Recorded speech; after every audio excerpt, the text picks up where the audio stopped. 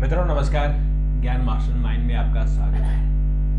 मित्रों अभी हमने आप लोगों को ऐसी देवियों के मंदिरों के बारे में चर्चा की जिनके ऐसे चमत्कार हैं कि सुनते ही ऐसा लगता है कि साक्षात हमारे सामने देवी जी उपस्थित हैं। और आज हम आपको ऐसे देव के बारे में बता रहे हैं जिनसे सभी डरते हैं लेकिन उनकी पूजा भी करते हैं। एक भय का माहौल है। तो हम बात करेंगे शनिदेव जी की। लेकिन शनिदेव काले क्यों हैं और शनिदेव लंगड़ाते क्यों हैं, ये दो सवाल आपके मन में जरूर आ रहे होंगे। उन सवालों का आज आपको जवाब मिलेगा। लेकिन उससे पहले आपसे एक आग्रह कि अगर आपने अभी तक चैनल सब्सक्राइब नहीं किया तो तुरंत कर दीजिए और अपने दोस्तों को मित्रों को जरूर बताइए ताकि उनको हमारी विरासत के बारे में और हमारे हिंदुस्तान के, हमारे भारतीय, हमारे सनातन के जो संस्कार हैं उनके बारे में जानकारी मिल सके। तो हम अब बात कराते हैं अपने विशेषज्ञ शोधार्थी डॉक्टर प्रतीक मिश्र से। डॉक्टर साहब आपका बहुत बहुत स्वागत है।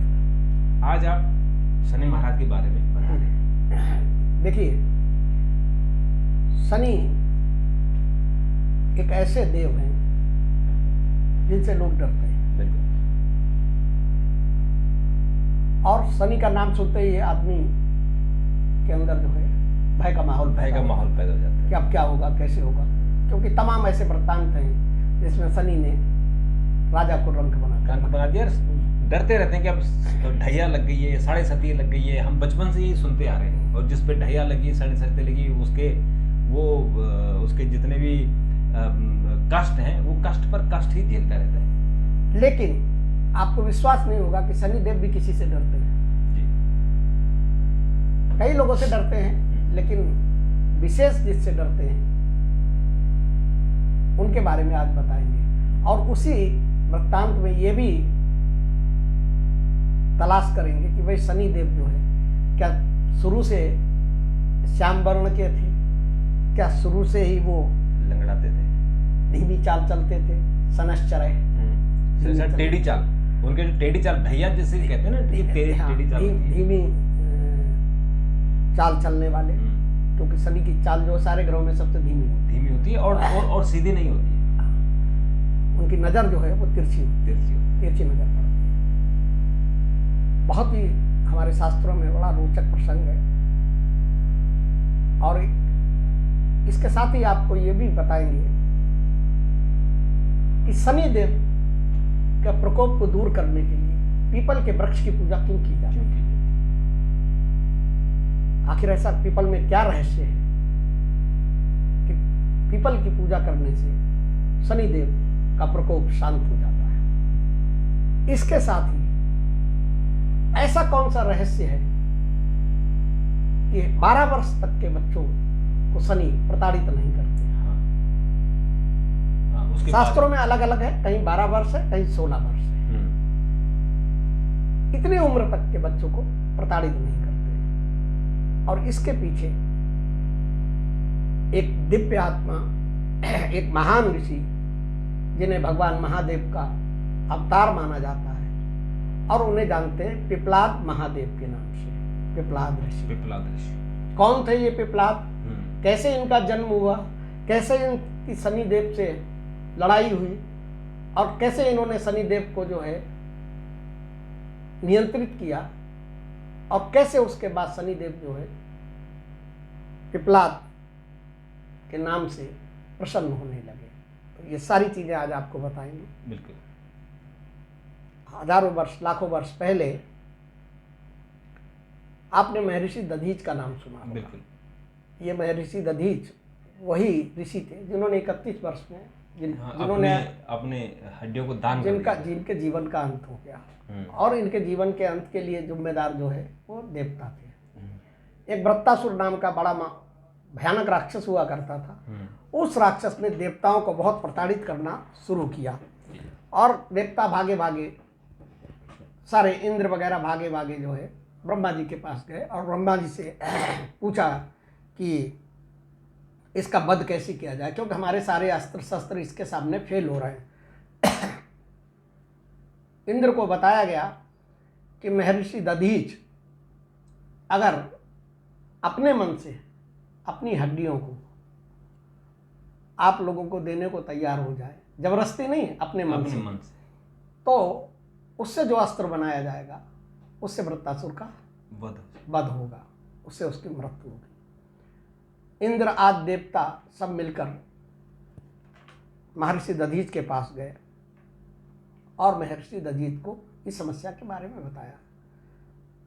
देखिए, हमारे यहाँ ऋषि मुनि ऐसे ही महान और नहीं होते हैं, मानवता के लिए सर्वोच्च बलिदान देने वाले लोग होते हैं। जैसे कि सेना जो है बॉर्डर पे देश की संप्रभुता की रक्षा करने के लिए सर्वोच्च बलिदान देती है, ऐसे ही समाज का संरक्षण करने के लिए, मानवता की रक्षा करने के लिए एक नहीं सैकड़ों उदाहरण है सनातन धर्म में, जहाँ ऋषियों ने, साधकों ने, बड़े तपस्वियों ने अपने जीवन को समर्पित कर दिया। महर्षि दधीच ने 1 मिनट नहीं लगाया और बोले कि ठीक है, हम आपके लिए आपकी इस इच्छा को पूरा करेंगे और हम अपने योग बल से अपने प्राणों का उत्सर्ग कर देंगे।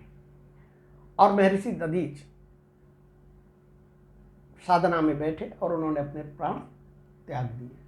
त्याग देने के बाद उनकी हड्डियों से वज्र बनाया गया और उससे इंद्र आदि देवताओं ने मिलकर वृत्तासुर का वध किया। अब कहानी यहीं से शुरू होती है कि जैसे ही महर्षि दधीच की पत्नी गवस्तिनी को आश्रम में ये जानकारी मिली कि महर्षि दधीच ने अपना प्राण त्याग दिए, वो उस समय गर्भवती थी। दौड़ी दौड़ी उस जगह पर आई और जहाँ पर दधीच के मांस पिंड का, क्योंकि हड्डियाँ तो सब ले ली गई थी, खाली मांस का पिंड रह गया था, तो उसका दाह संस्कार होने की तैयारी चल रही थी। तो उनकी पत्नी इतनी ज़्यादा दुखी हुई और उन्हें क्रोध भी आया कि देवताओं ने अपने स्वार्थ के लिए हमारे पति की प्राण ले लिए। उन्होंने कहा कि हम भी इसमें जो है चिता में प्रवेश करूंगी और अपनी जान दे दूंगी।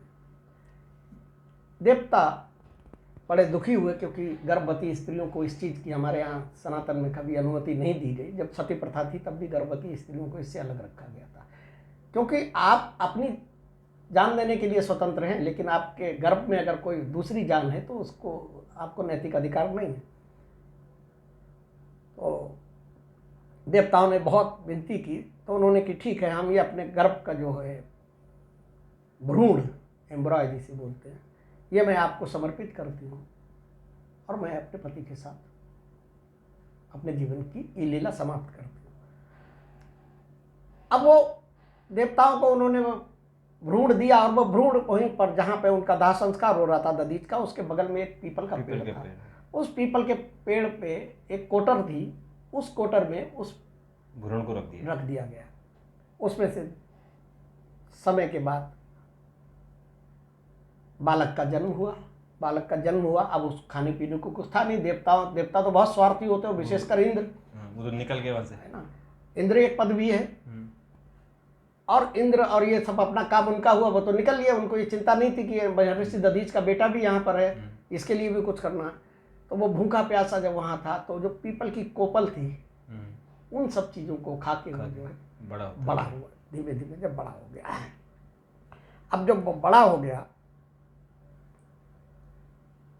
महर्षि नारद जो है, नारद मुनि उधर से गुजरे। अब उन्होंने गुजरे क्या, ये भी सब भगवान की कृपा थी, ये संयोग था, इसी विधि का विधान था।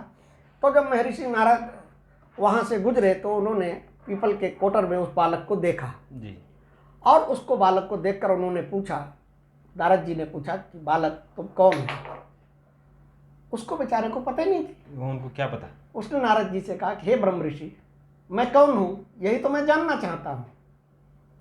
उन्होंने पूछा कि तुम्हारे जनक कौन है, तुम्हारे माता पिता कौन है? बालक ने कहा यही तो महर्षि मैं जानना चाहता हूँ, क्योंकि मुझे पता नहीं। नारद जी थोड़ी देर असमंजस में फंसे और उसके बाद उन्होंने आंख बंद की। और आंख बंद करने के बाद उन्होंने जब ध्यान में गए और उन्होंने देखा तो उन्होंने कहा कि अरे तुम तो महर्षि दधीच के पुत्र हो, और वो दधीच जिन्होंने देवताओं के इतने बड़े काम के लिए, वृत्तासुर के वध के लिए, हत्या के लिए अपने शरीर का त्याग कर दिया, तुम तो उनके पुत्र हो, बहुत ज्ञानी हो। और तमाम तरीके से प्रशंसा की। जब प्रशंसा की तो उन्होंने कहा कि जब आपने इतना जान लिया महर्षि तो आप मुझे ये बताइए कि मेरे पिता जिनकी 31 साल की उम्र में मृत्यु हुई, उनकी अकाल मृत्यु के पीछे कारण क्या था?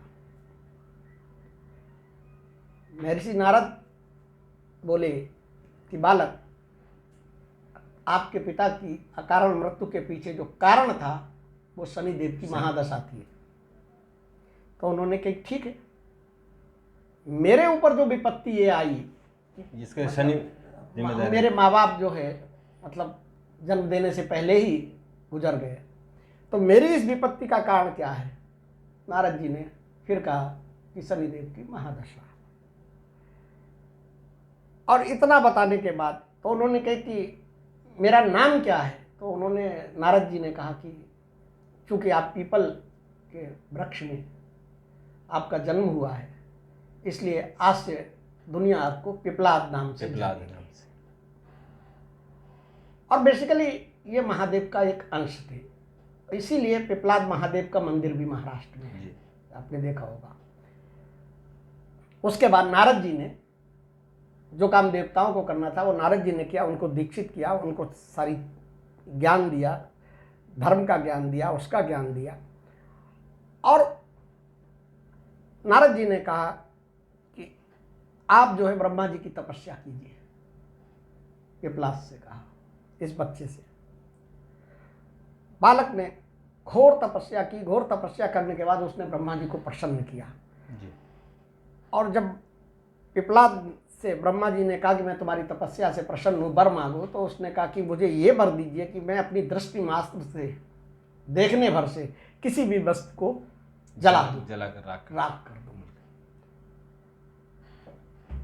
और इसके पीछे उसकी सोच क्या थी? उसे लगा कि इस शनिदेव ने, जिसका कोई लेना देना नहीं है, खामखा लोगों को परेशान करके घूमते हैं, दशा लगा रहा है ना, और इन्होंने हमारे पिता की मृत्यु के कारण ये बने और मेरी इस सारी विपत्ति का कारण ये बने, तो इनको दंड देना जरूरी है। और इसीलिए ये वरदान मांगा, वरना वो बहुत कुछ और मांग सकते थे। तो उन्होंने कहा कि जिसको हम देखें उसको हम जला के भस्म कर दें। ब्रह्मा जी ने तथास्तु कह दिया। वरदान मिलने के बाद उन्होंने कहा कि ठीक है, वरदान तो मिल गया, अब इसकी टेस्टिंग की जाए। तो उन्होंने, पिपलाद ने शनिदेव का आह्वान किया, आइए। शनिदेव का आह्वान करते ही शनिदेव प्रकट। जैसे ही वो सामने आए, पिपलाद ऋषि ने आँख खोली। आँख खोलते ही शनिदेव जो है आग के चारों तरफ आग के गोले से घिर गए, जलने लगे। पूरे ब्रह्मांड में कोलाहल मच गया, क्योंकि शनिदेव को तीनों देवों ने मिलकर न्याय का अधिपति बनाया था, न्याय का देवता बनाया था। पूरा कोलाहल मच गया पूरे ब्रह्मांड में। देवता परेशान कि ये क्या हो गया, और क्योंकि ब्रह्मा जी का वरदान था तो वो निष्फल हो नहीं सकता था। शनि सूर्य के पुत्र हैं, सूर्य ग्रहों के सेनापति हैं, राजा हैं। सूर्यदेव को जब जैसे ही पता चली कि मेरे पुत्र पे इतना बड़ा संकट है, तो सूर्यदेव भी आए, लेकिन सूर्यदेव भी कुछ नहीं कर पाए। अंत में लोगों ने कहा कि इसका निराकरण वहीं से हो सकता है जिन्होंने इनको वरदान दिया है। फिर सब भागे भागे जो है ब्रह्मा जी के पास पहुंचे।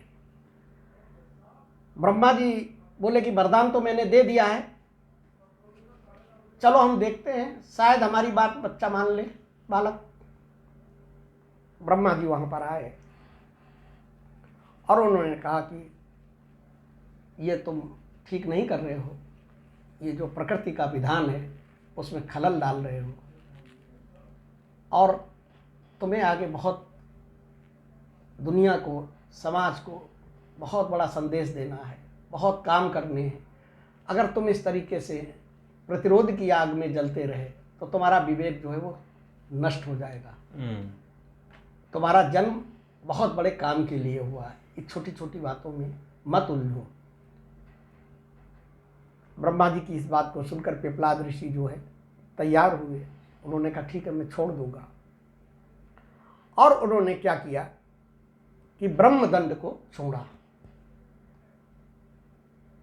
गुस्सा तो थे कि थोड़ा तो दंड मिलना चाहिए, तो जो उन्होंने उनको जो देखने मात्र से जो भस्म करने की शक्ति थी, उसकी वजह से शनिदेव का पूरा रंग काला पड़ गया। और जो ब्रह्मदंड छोड़ा, उस ब्रह्मदंड में भी शनिदेव पीपल के पेड़ के पीछे छिप गए थे। हाँ। ठीक है, पीपल के पेड़ के पीछे छिप गए थे। और चूंकि एक तरीके से देखा जाए तो उनके जो पेरेंट्स की भूमिका में था वो पीपल था, पिपलाद जी का। तो उस ब्रह्मदंड ने हल्का प्रभाव किया, वरना ब्रह्मदंड से तो काम हो जाता है। हाँ। और वो उनके पैर पे जाके लगा, पैर पे लगा, और पैर पे लगने के बाद जो है उससे तब से वो लंगड़ाने लगे, तब से वो जो है उनकी चाल धीमी हो गई। तो इसलिए हाँ, इसलिए आपने देखा होगा कि शनिदेव के जो मंदिर हैं, तो शनिदेव एकदम काले रंग के होते हैं, और उनका जो चाल उनकी होती है वो तिरछी होती है, ढहिया होती है, यानी वो एक सीधा नहीं चल सकते, पाँव टेढ़ा होने के कारण वो टेढ़ा चलते हैं। अब लेकिन देखिए, ब्रह्मा जी जिस समय समझा रहे थे तो पिपलाद काफी क्रोध में भरे हुए थे। उन्होंने कहा कि हे ब्रह्मदेव, मैं इनको मुक्त कर दूंगा अपने से दंड से, लेकिन आपको वचन देना पड़ेगा, 2 वचन देने पड़ेंगे। एक तो 12 वर्ष के तक की आयु के बालक को, किसी भी बच्चे पर इनका प्रकोप नहीं होगा, उससे ये दूर रहेंगे शनिदेव। पहला तो वचन ये दीजिए, और दूसरा वचन ये दीजिए कि इस पीपल ने मुझनाथ को शरण दी, तो इस पीपल की जो पूजा करेगा उससे शनिदेव का प्रकोप शांत होगा। ये 2 वचन मांगे। 2 वचन मांगने के बाद उन्होंने वो ब्रह्मदंड छोड़ा, और ब्रह्मदंड से जो है शनि के पैर में लगा, और धीमे धीमे शनि चलते गए। तभी से किसी भी व्यक्ति के ऊपर अगर शनि की कोई छाया होती है, शनि का कोई प्रकोप होता है, शनि की कोई दशा होती है, दशा अगर आपकी कुंडली में आ जाए, हाँ, तो उसे कैसे बचाया जाए? तो उसके लिए पिपलाद महादेव की पूजा की जाती है, हमारे शास्त्रों में लिखा हुआ है। ठीक है। दूसरी मान्यता एक मान्यता ये है कि पीपल को पिपलाद ऋषि से ही जोड़कर देखा जाता है। वो उनके मतलब कहा जाए कि वो उनके एक तरीके से उन्होंने पालन पोषण किया, पीपल में ही उनका पालन पोषण हुआ था। तो शनि की 7.5 और ढैया, जो कि बड़ी खतरनाक मानी जाती है, उसकी मुक्ति के लिए पीपल की पूजा की जाती, पीपल की पूजा की जाए। और ये चूंकि वरदान ब्रह्मा जी से मांगा था पिपलाद ने, इसलिए शनिदेव उस वरदान का पूरा सम्मान करते हैं। अब हुआ क्या कि भगवान शिव ने शनिदेव को बताया। शनिदेव जब भगवान शिव से मिलने गए तो उन्होंने कहा कि ये तुम्हारी हालत किसने कर दी। हालांकि महादेव तो तीनों लोगों के स्वामी, त्रिकालदर्शी, सब कुछ उन्हें पता थी, लेकिन उन्होंने व्यंग कसा कि ये तुम्हारी हालत किसने कर दी शनि। तो शनिदेव बोले कि साहब ये पिपलाद ने की। उन्होंने कहा वो मेरा ही अंश है, और पीपल के पेड़ पर जितने समय तक वो रहा है मैंने ही उसकी रक्षा की है। तो उसको जो 2 उसने वचन मांगे, उन वचन को तुमको हमेशा सदैव के लिए उनका निर्वाहन करना पड़ेगा, ये ध्यान रखना, ये मान रखना है तुम्हें। शनिदेव ने वहाँ प्रणाम होकर कहा कि ठीक है। इसीलिए ऋषि पिपलाद के तप से पीपल की पूजा करने वाले लोगों से शनिदेव के नकारात्मक प्रभाव दूर रहते हैं। और इसीलिए आपने देखा होगा कि शनिवार के दिन लोग शनिदेव की पूजा करते हैं, उनको तेल अर्पित करते हैं, लेकिन पीपल के पेड़ के नीचे जरूर सरसों के तेल का दीपक जलाते हैं। उन पीपल में धागा बांधते हैं, परिक्रमा करते हैं। ठीक है। और देखिए, ये तो शनि से जुड़ा हुआ मामला है। वैसे भी अगर देखा जाए कि एकमात्र ऐसे वृक्षों में से है पीपल जो ऑक्सीजन देता है दुनिया, रात 24 आवर ऑक्सीजन की फैक्ट्री है। ऑक्सीजन देता है। जनरली क्या है, पौधे क्या करते हैं कि ऑक्सीजन खींचते, कार्बन डाइऑक्साइड निकालते हैं। हाँ, ये उल्टा काम करता है। हाँ, वो रात को कार्बन डाइऑक्साइड छोड़ते हैं और दिन में ऑक्सीजन छोड़ते हैं। हाँ। लेकिन पीपल ऐसा है कि जो 24 घंटे ऑक्सीजन छोड़ते हैं और कार्बन का वो उत्सर्जन ही नहीं करते हैं। इसलिए हमारे ये तो देव वृक्ष हम इसे कहते हैं।